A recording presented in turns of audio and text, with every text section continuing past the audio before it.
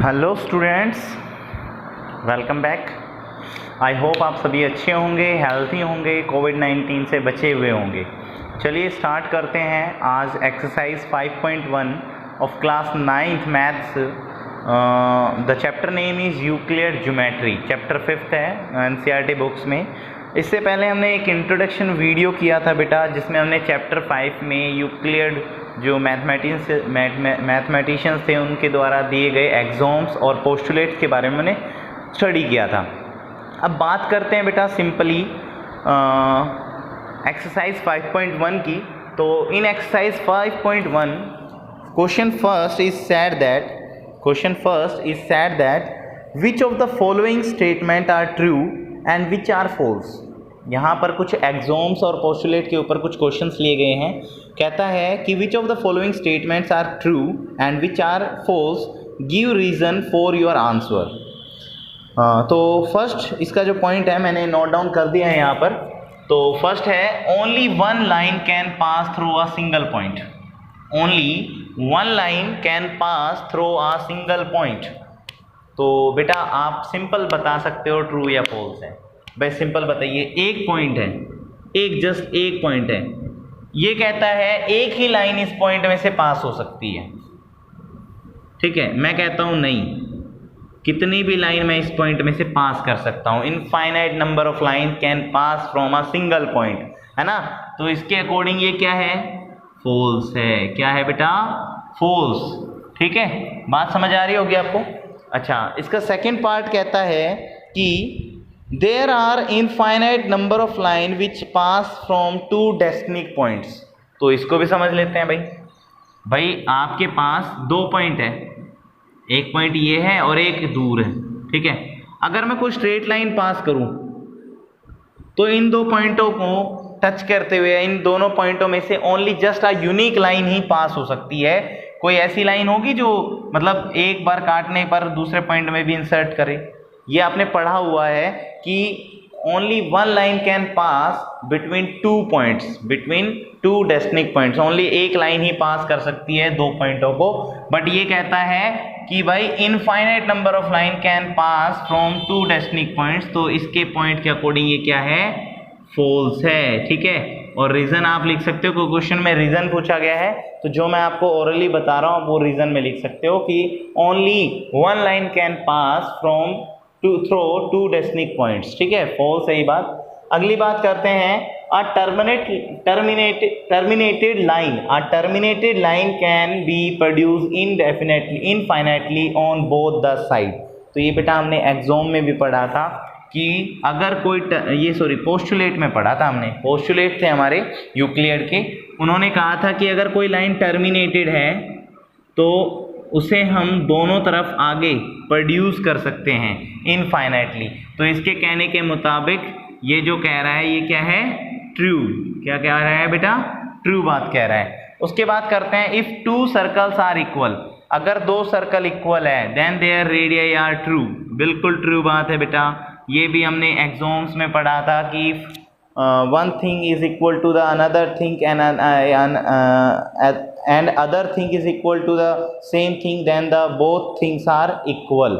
ये हमने अपने पोस्टुलेट्स एग्जाम्स में पढ़ा था कि अगर कोई, हिंदी में बताता हूँ, अगर कोई चीज़ किसी दूसरी चीज़ के इक्वल है और कोई तीसरी चीज़ उस दूसरी चीज़ के इक्वल है, दैट्स मीन वो पहली और तीसरी चीज़ें भी क्या होंगी, आपस में इक्वल होंगी। जैसा कि मैंने आपको एक बात बताई थी कि बेटा मान लीजिए x y के भी इक्वल है और x z के भी इक्वल है, तो y और z क्या हो जाएंगे, इक्वल हो जाएंगे।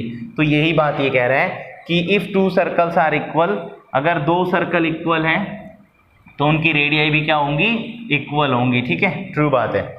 आगे कहता है in the figure if A B equal to P Q और P Q equal to X Y. So same जो मैंने आपको बताया, जो आपका एग्जाम्स बताया 5th में अप्लाई हो रहा है कि अगर ए बी पी क्यू के इक्वल है और पी क्यू एक्स वाई के इक्वल है तो ए बी पी क्यू के क्या होगा, एक्स वाई के क्या होगा, इक्वल। तो ये भी क्या बात है बेटा, ट्रू है।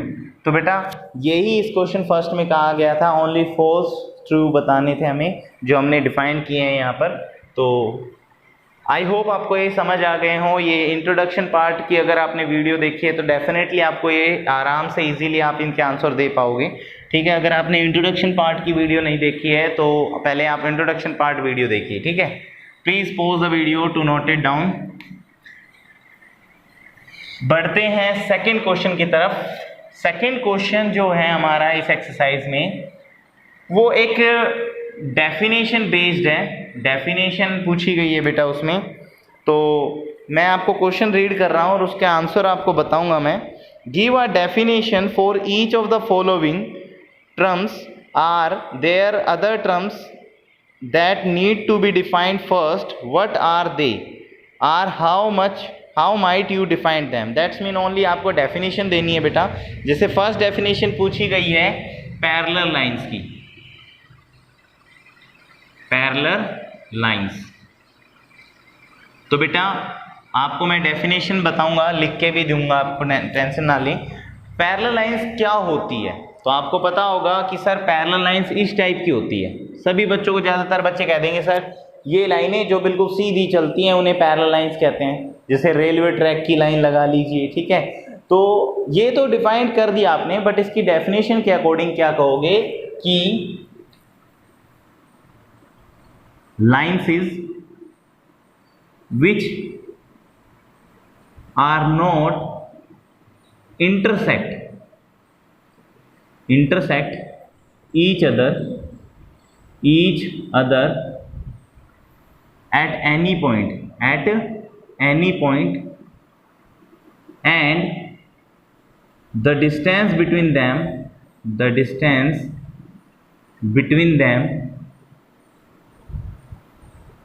is always constant, remains constant, that are called parallel lines। समझने की बात है कि बेटा ये लाइनें जो आपस में कभी इंटरसेक्ट नहीं करेंगी किसी भी पॉइंट पर, और उनके बीच का जो डिस्टेंस होगा, ये जो डिस्टेंस होगा, परपेंडिकुलर जो डिस्टेंस होगा, ये हर जगह क्या हो, सेम हो, रिमेन कांस्टेंट हो, या रिमेन सेम भी लिख सकते हो आप, कांस्टेंट भी लिख सकते हो। यहाँ के जो बच्चे सेम भी लिखना चाहेंगे तो सेम भी लिख सकते हैं, सेम लिख सकते हैं आप। ठीक है, remain same, always remain same, that is called parallel lines. उन लाइनों को हम क्या बोलेंगे बेटा, पैरेलल लाइंस बोलेंगे।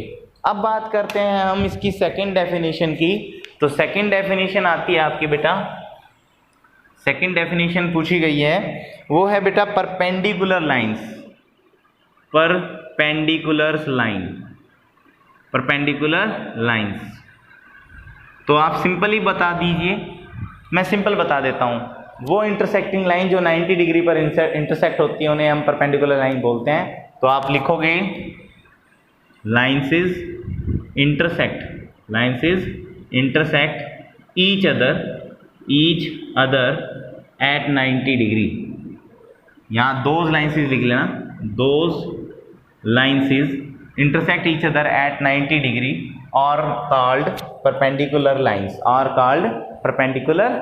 आई होप आपको सिंपली डेफिनेशन पता भी होगी और सिंपली अपनी लैंग्वेज में आप लिख भी रहे होंगे। ठीक है, अब थर्ड पॉइंट कर लेते हैं भाई। थर्ड पॉइंट इसका कहता है भाई line segment.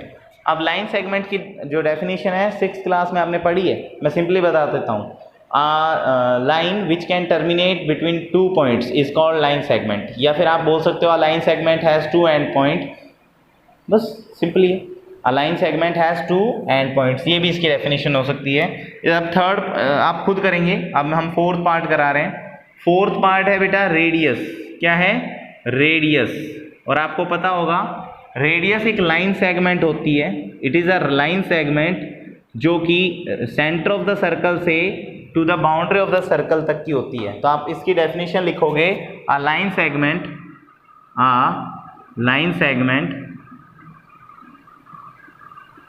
From centre of the circle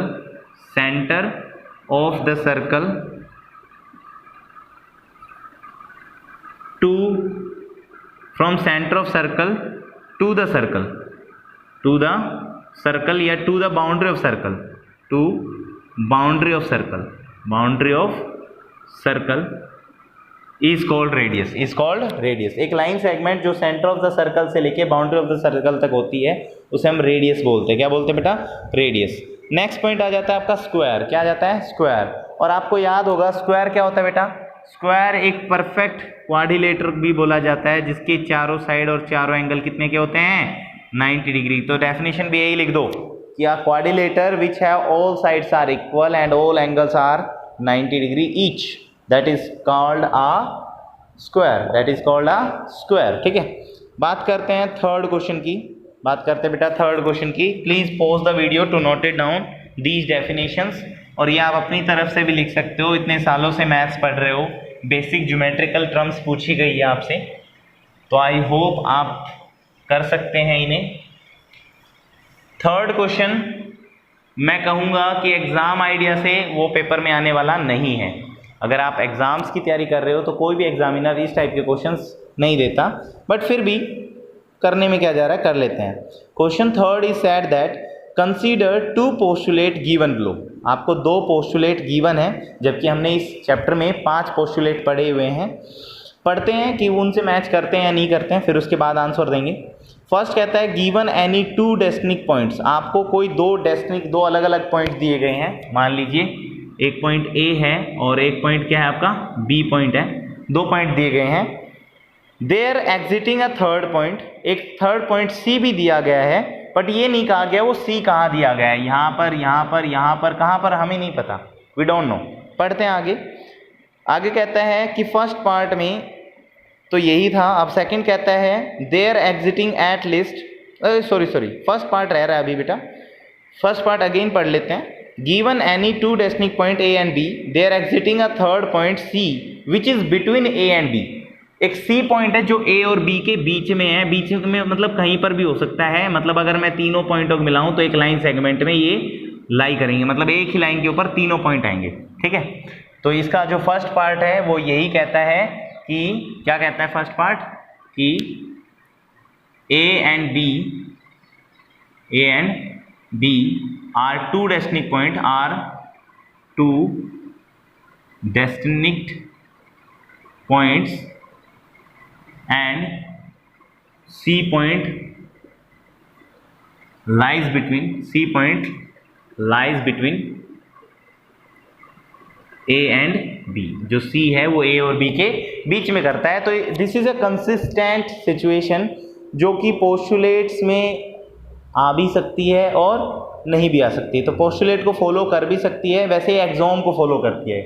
ये पोस्टुलेट को फॉलो नहीं करेंगी कि आपने पढ़ा था एग्जाम्स में कि बेटा ए बी के बीच, मतलब 2 पॉइंट है उनके बीच में एक ही लाइन पास हो सकती है। एग्जाम्स में ये ट्रुथ था हमारा कि a single line can pass through between 2 points.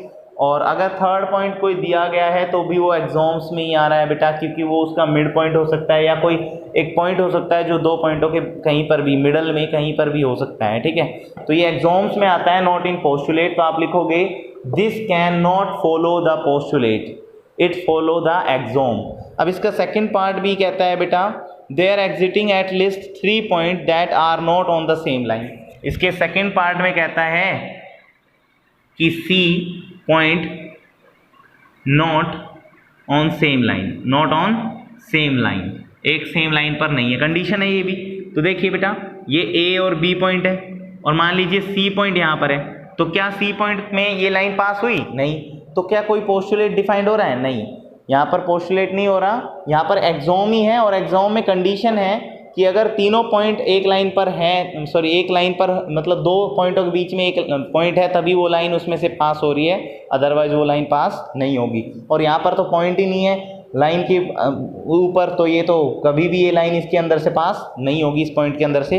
तो यहाँ पर बेटा ये पोस्टुलेट को फॉलो नहीं करता, इट फॉलो द एक्सॉम। तो आप यहाँ पर कंडीशन लिख दोगे कि this condition is consistent, these the given conditions are consistent. ये कंसिस्टेंट है but they can not follow the postulate, they follow the axioms. बस ये लाइन लिख दो, बाकी कुछ नहीं इसमें। ठीक है, चलिए बढ़ते हैं अपने क्वेश्चन नंबर 4 की तरफ, जो कि आपका एक अच्छा क्वेश्चन है और एग्जाम में वेरी वेरी इंपॉर्टेंट है, आता ही आता है। ठीक है, question 4 is said that, question 4 कहता है बेटा कि if a point C lies between 2 points A and B, अगर कोई पॉइंट सी है जो लाई करता है ए और बी के बीच में, such that A C equal to B C, such that A C is equal to B C, then prove that A C is equal to half of A B, explain the drawing the figure. तो figure को देखते हुए देखिए बेटा, question में कहा गया है कि एक लाइन है ए बी, पहले एक ए बी लाइन ले लेते हैं, और एक पॉइंट सी लिया गया है जिसमें क्वेश्चन में हमें गिवन है कि जो ए सी है वो बी सी के क्या है, इक्वल है।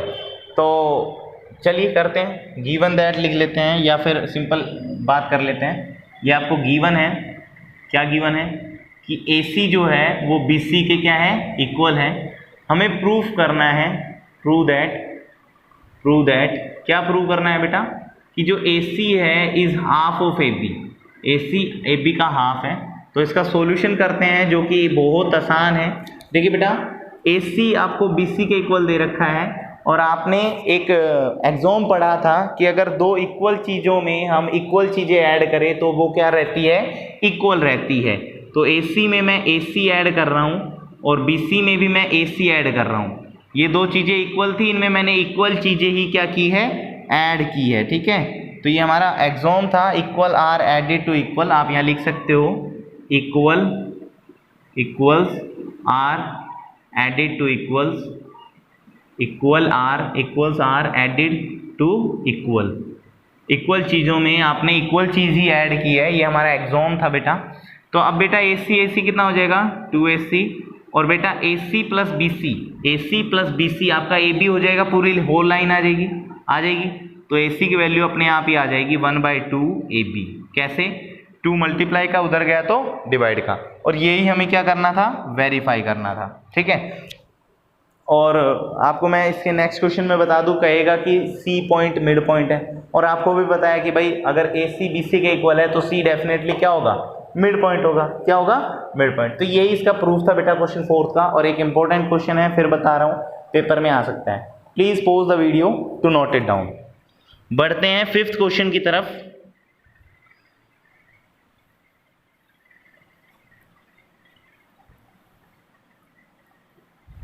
क्वेश्चन 5th की तरफ बढ़ते हैं बेटा। Question 5th is said that, question 5th कहता है, in question 4 point C called a midpoint. हमें पता है कि भाई हमने यहाँ पर ए बी पॉइंट लिया था, एक ए और बी लाइन ली थी जिसमें सी उसका क्या था, मिड पॉइंट था। ठीक है, तभी तो हमारा A C equal to half A B आया था। फिर कहता है कि प्रूव दैट, ये प्रूव करो कि every line segment has one and only one mid point, कि हर एक लाइन सेगमेंट का एक और सिंगल एक ही मिड पॉइंट होता है। वैसे तो हमें पता है भाई ये एक यूनिवर्सल ट्रुथ है, एग्जाम भी हमारा ये, ठीक है, कि ये हर एक लाइन सेगमेंट का एक ही मिड पॉइंट होता है, एक से ज़्यादा मिड पॉइंट नहीं होते। बट ये हमें वेरीफाई करना है, तो मान लीजिए, लेट कर लीजिए, यहाँ पर एक कोई डी पॉइंट भी है, मान लीजिए 2 मिड पॉइंट मान लीजिए, लेट कर लीजिए, late C and D are 2 midpoints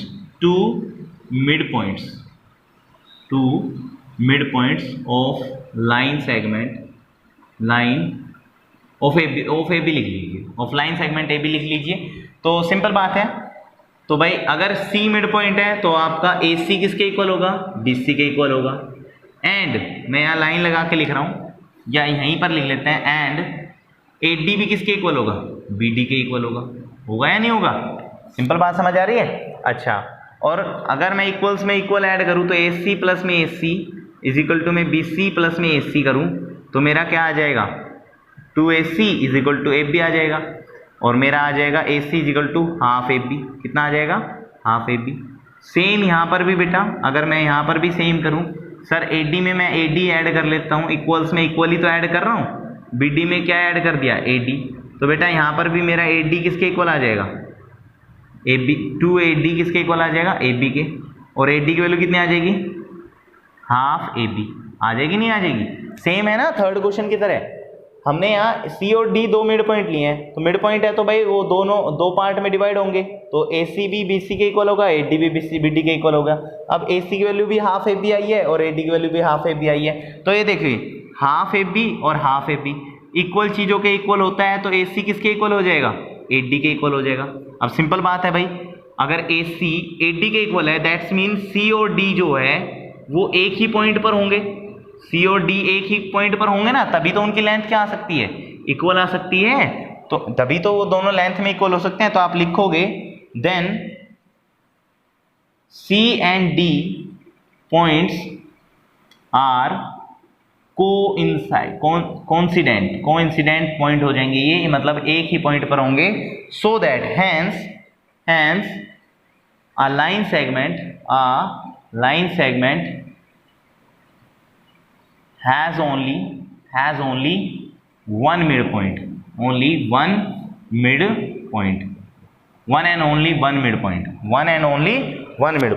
लिख सकते हो आप लास्ट लाइन। तो please pause the video to note down. एक अच्छा क्वेश्चन था ये भी बेटा, ठीक है। तो करते हैं अपने नेक्स्ट क्वेश्चन, 6th क्वेश्चन की तरफ। चलिए रफ करते हैं इसे।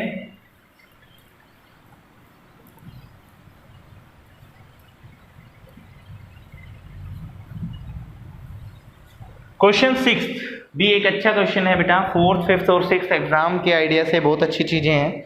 6th question is said that in a figure if AC equal to BD।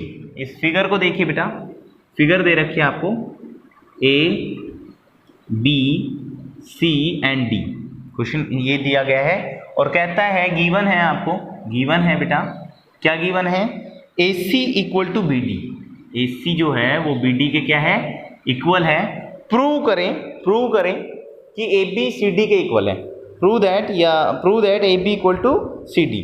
तो सिंपली बेटा आपने एग्जाम पढ़ा था कि अगर हम इक्वल में से इक्वल चीजें सब्ट्रैक्ट करते हैं तो भी क्या रहता है, इक्वल रहता है। तो हमें ये दो चीजें गिवन है, AC और BD, ये गिवन है। अब मैं इसमें से इक्वल चीज BC माइनस कर रहा हूँ, यहाँ से भी और यहाँ से भी क्या कर रहा हूँ, माइनस BC कर रहा हूँ। तो इक्वल सब्ट्रैक्टेड फ्रॉम इक्वल आप लिख सकते हो, equals are subtracted from equal. Equal में से आपने इक्वल्स को घटाया है, इक्वल्स में से इक्वल चीज़ों को घटाया है, तो AC में से BC जाएगा तो AB बचेगा बेटा, और BD में से BC जाएगा तो क्या बचेगा आपका, CD। क्या बचेगा, CD। चेक कर लीजिए, BD में से BC घटा दोगे CD तो बचेगा। तो जो हमने प्रूव करना था वो ऑलरेडी आ गया, तो हमारे एग्जाम का यूज़ करके हमने जो क्वेश्चन वेरीफाई करना था वेरीफाई कर दिया, ठीक है। जो प्रूफ करना था प्रूफ कर दिया। अब नेक्स्ट कहता है, और नेक्स्ट क्वेश्चन भी एक ट्रुथ क्वेश्चन है, वेरी यूनिवर्सल ट्रुथ के ऊपर है बेटा। कहता है व्हाई इज एक्सोम 5। हमने एक्सोम 5 पढ़ा था, याद हो तो आपको, कि the whole thing is greater than a part.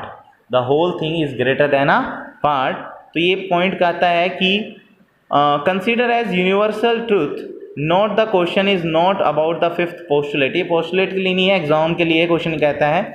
और पोस्टुलेट हमारा था 7th क्वेश्चन में, एग्जाम 5 जो हमारा था, मैं लिख भी देता हूँ, एग्जाम 5 जो था, the whole thing is greater than a part, ठीक है, ग्रेटर देन अ पार्ट, ये लिखा था। तो इसके बेसिस पर आप लिख सकते हो कुछ examples. For example, our earth area of our earth, ये लिख लो, area of our earth is greater than area of any continent. I hope continent की स्पेलिंग आप सही कर लेंगे, शायद सही नहीं आई होगी। कॉन्टिनेंट होते हैं ना हमारे, 7 कॉन्टिनेंट है, एशिया, यूरोप।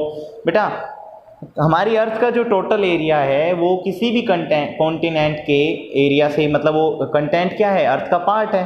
तो होल थिंग क्या हुई, अर्थ है, तो अर्थ का एरिया हमेशा ग्रेटर देन होगा एक किसी भी कंटेंट से। तो इसके अलावा और भी आप एग्जांपल दे सकते हो। तो it is a universal truth, आप ये लिखोगे, since that is a true anything, मतलब ये this is true, this is a universal truth, this is a universal truth है ये, क्या, कि the whole thing is greater than a part. ये लाइन आप एग्जाम फिर से लिख दोगे, ये तो मैंने यहाँ पर एग्जाम 5 आपको बस याद कराने के लिए किया था, ठीक है। ये आपको यही लाइन यहाँ लिख देनी है कि for example area of our earth is greater than any continent. Continent से तो हमारे अर्थ का एरिया क्या होगा, ग्रेटर देन होगा। उसके अलावा भी मैंने कुछ और भी एग्जांपल आप ढूंढ सकते हो आपकी डेली लाइफ से कि सर आपकी बॉडी का कोई भी part greater than smaller than होगा कि आपकी होल बॉडी से, मतलब आपकी बॉडी एक होल थिंग है और आपकी बॉडी का कोई पार्ट उसका एक पार्ट है, ठीक है। या आप ये कह सकते हो द होल कार, एक गाड़ी है, गाड़ी होल थिंग है, उसका जो पहिया है उसका एक पार्ट है, तो गाड़ी पार्ट से उस पहिए से क्या है, बड़ी है ना। तो इस तरह से आप कुछ और भी एग्जांपल दे सकते हो, ठीक है। चलिए please pause the video to note it down. ये थे आपके एक्सरसाइज 5.1 जो कि अब कंप्लीट हो चुकी है। इन नेक्स्ट वीडियो करते हैं 5.2 एक्सरसाइज। तब तक के लिए thank you class, have a good day बेटा।